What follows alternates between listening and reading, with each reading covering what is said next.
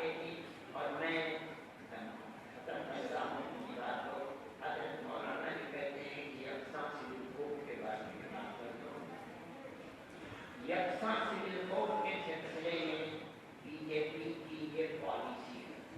ان کے مینیفیسٹو کے اندر یہ چیز داخل تھی ہم اگر آئیں گے تو کسی مذہبی اقلیت یا کسی قومی اقلیت جیسے قبائلی لوگ ہیں ان کے ریتی رواج ہیں ہم ہر چیز کو مٹا کر ملک کے تمام رہنے والوں کے لیے وہی ایک پرسنل لا لائیں گے جو ہندو کا ہے جو کرسچن کا ہے جس کے اندر کسی مرد کو طلاق کا حکم نہیں شادی کے بعد کسی عورت کو الگ رہنے کا حکم نہیں. جب ایک دفعے جڑ گئے تو جڑ گئے. جو وراثت کے اندر مرد کا حصہ ہے وہی عورت کا حصہ ہوگا.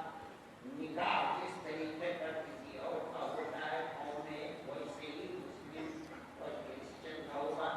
ظاہر ہے کہ اس کا مقصد کوئی نہیں تھا علاوہ اس کے کہ میں بیٹھا ہوں کہ آج سے 2 سال پہلے جو آواز اٹھی تھی اور خط واپسی کا پروگرام دیوانوں نے اٹھایا تھا آج گورنمنٹ اس کی تکمیل کرنا چاہیے کہ مسلمان اور اپنے مذہبی تشخص کے ساتھ اور روحانی مزاج زندہ نہ رہ سکے.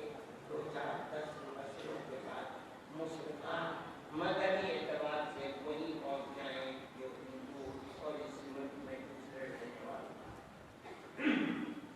ہمیں یہ چیز دہرانی ہے.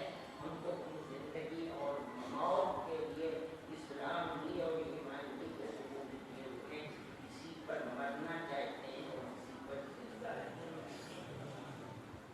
یہ بات اٹھی تھی ابھی چند دن پہلے سپریم کورٹ کے اندر کوئی نہیں ہوا.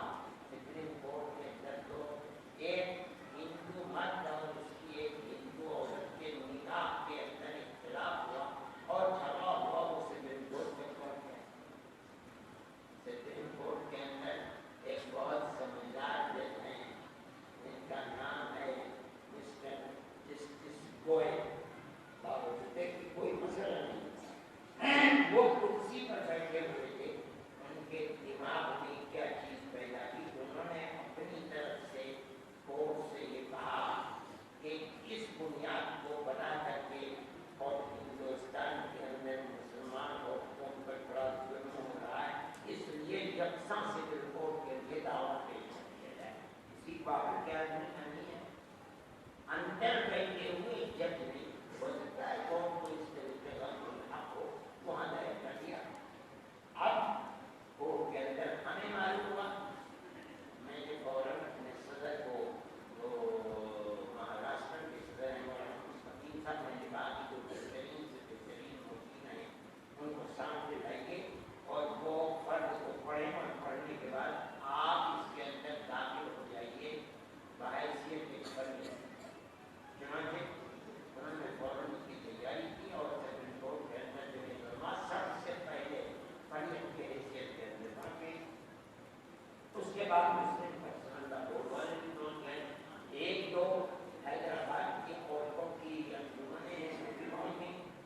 اب ہوا یہ کہ سپریم کورٹ نے لا کمیشن سے کہا کہ آپ رائے عامہ لیجیے اس کے بارے میں. مسلمانوں کا مسئلہ ہے اور سپریم کورٹ کا رائے لا کمیشن سے کہ آپ جنتا سے معلومات کیجیے کہ کیا کیا ہے. مسلمان کو اس ملک کے اندر 18 کروڑ ہے جسے گورنمنٹ کہتی ہے. اس میں 1 مہینے سے لے کر کے 2 سال تک کے بچے بھی ہیں عورتیں بھی ہیں مرد بھی ہیں.